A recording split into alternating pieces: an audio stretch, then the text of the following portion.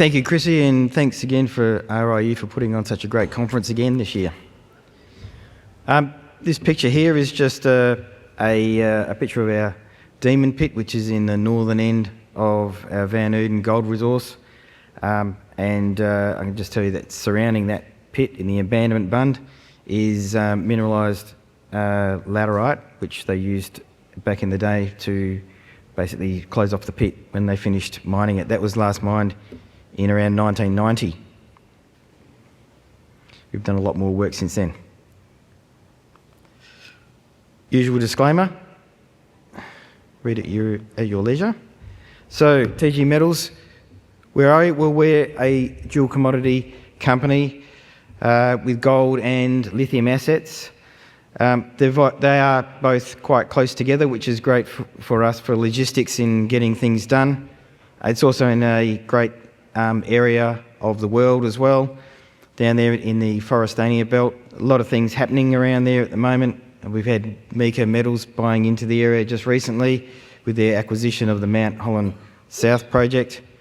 And there's a number of developments going on as well. So down at Cosmic Boy, a Medallion is converting that old nickel sulphide plant there, last run by IGO for nickel into a gold CIL plant.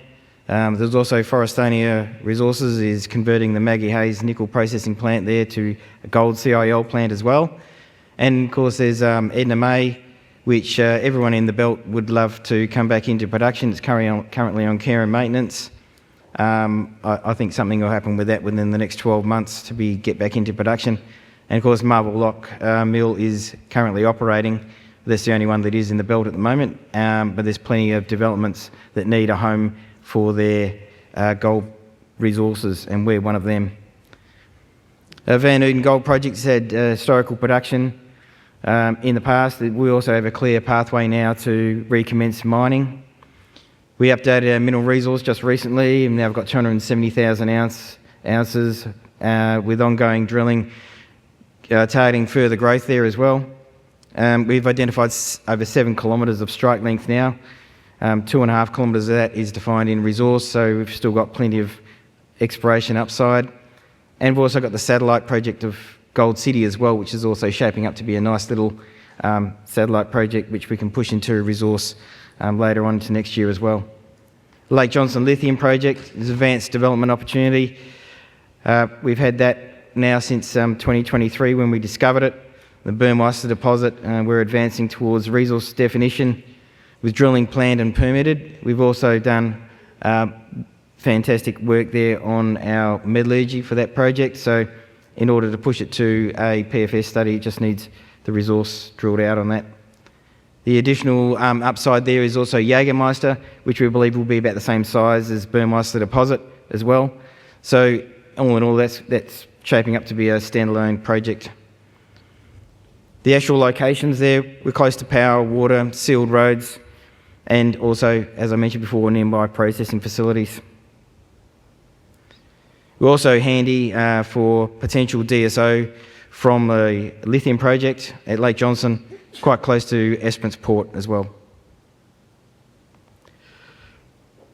So just corporate overview, quite a modest market cap. We've had a bit of a boost in our share price just recently. I think the reasons for that will come out in the next few days.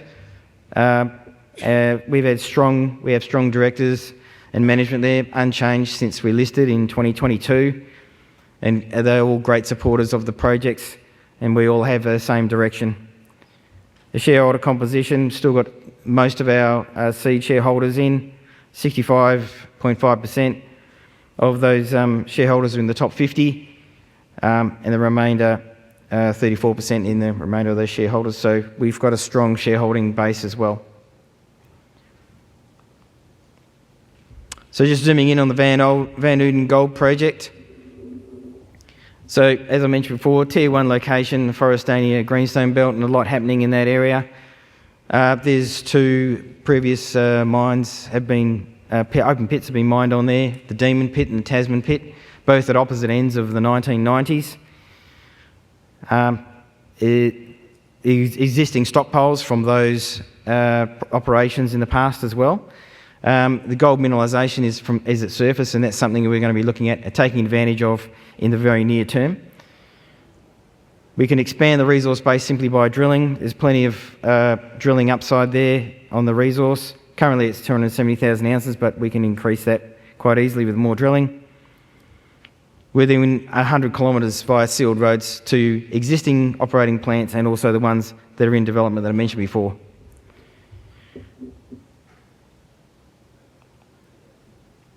So just zooming in there on the resource, you can see there it's basically one whole resource there and can be surrounded by one ultimate pit shell.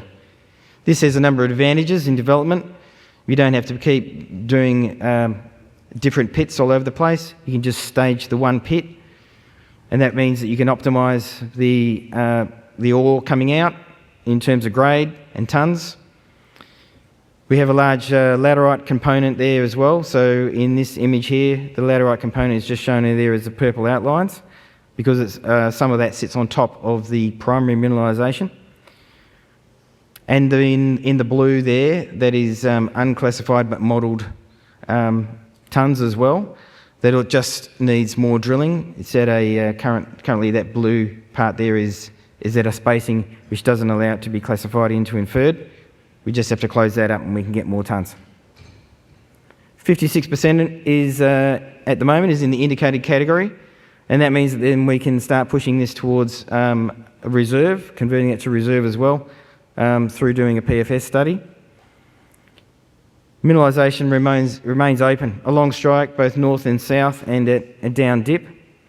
We've already proven that it exists further to the south, 550 metres, with some excellent hits to the south of the existing MRE. There's high-grade zones, as can be seen there in the magenta, so everything that's in magenta there is above 2 grams.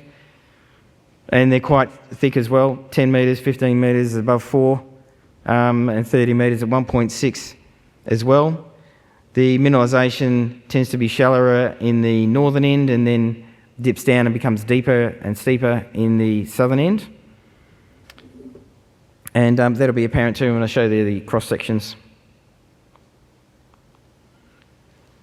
And just on the additional upside, so we put out a release today showing where our additional laterite upside is. We did some soil sampling last year, or reanalysing soil samples from last year for gold, and then interrogated each one of those that has some previous RAB drilling, and found that a lot of the RAB drilling picked up laterite, which under the 1990s was never really looked at because it was around 0.5 grams per tonne and just under 1, which was too low for them.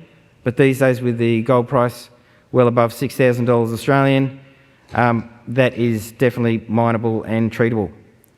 So those new targets that you see there, most of those are all laterite, just waiting to be drilled.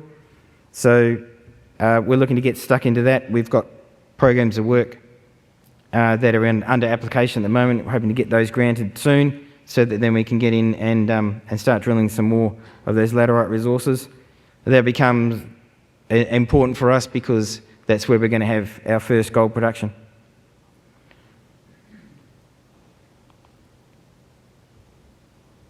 So just on the updated resource, and then showing you how the ore body behaves. So in the northern end there, as I said, it's shallow.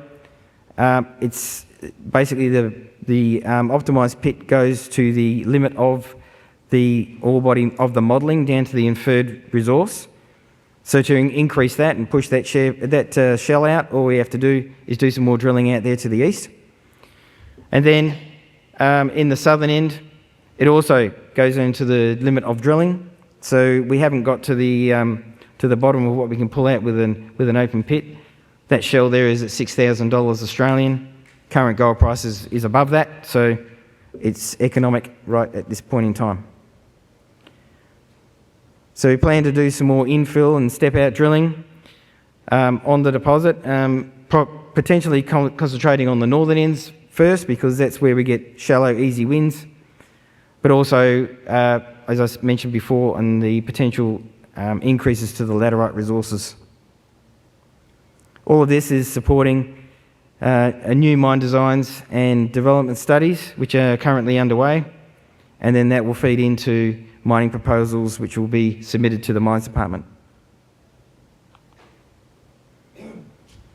So on the development pathways, so we have a metallurgical test work. It's currently underway, but we've got initial great results from that. 88% recovery after 35 days for the laterite heap leach.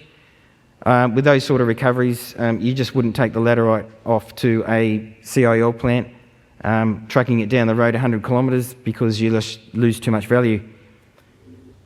So the laterite resource currently sitting at 1 million tonnes at 0.52 for 17,700 ounces. I'll let you do your own calculations for what that is in revenue, but it's well above our current market cap, I can tell you that now. The laterite mineralisation, why we selected that, it's low capital cost to get into for heap leach. The operating costs are low as well. Industry average around $11 per tonne for processing, and because we have no pre-strip for the laterite, our mining costs should be as low as less than $5 per tonne as well. It's obviously showing rapid leach kinetics as well, so that lends into early cash flow from gold production. First 50% after 15 days means that 2 weeks after you start leaching, you should be producing gold. There's also the toll treatment options for the remainder of the resources. As I mentioned, the third-party processing plants are springing up all over the place in the Forrestania belt, and all of those will need some feed, and we hope we can provide some of that feed to them in the near future. Our applications for laterite mining proposals are underway, and we already have the mining proposals in place for the stockpiles approved. On the Gold City prospects, 20 kilometres to the south of us, there's some good hits there in historical and recent drilling as well, and that's shaping up as a good satellite project. It's also closer to the Cosmic Boy plant as well. And this is just a zoom in on the Gold City, showing the extension potential there and the hits that we've got so far in cross-section. We've still got a ways to go to work out the structural controls on the Gold City, but it's we're getting hits in most of the holes that we drill down there. Just on our lithium, so Lake Johnston Lithium project, we had a defined exploration target in there. That was a modelled target. The drill spacing there is too wide space for a resource at the moment, but we have POWs in place to drill that on up to first resource. We've done a lot, almost, if not all, of the metallurgical test work.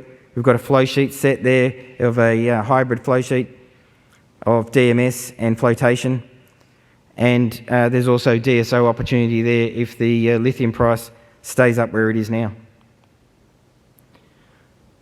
Jägermeister is the extension for that. As I said before, it's possibly about the same size as Burmeister, and we're getting good hits there, all shallow, all less than 100 metres of depth as well.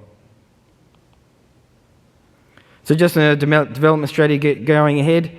So the gold development streams, updated the resource, metallurgical test work underway and looking really good. Stockpiles are ready to go whenever we get an agreement for processing. Resources is open in all directions, and we can keep expanding on those with drilling, continuing the advancements on the satellite projects at Gold City and at Jägermeister, and pushing all of those towards production and development. So with our near-term pathways to gold production, we're going to start with a low capex restart strategy, then our multiple processing options, which should come in next year as well, and getting early cash flow from our laterite and stockpiles to be able to feed into our other projects. It's an increasing scale opportunity, and we have long-term optionality with either gold or lithium as the prices on those improve, and if we can get two of the operations together, then that de-risks the whole company. Thank you for your attention.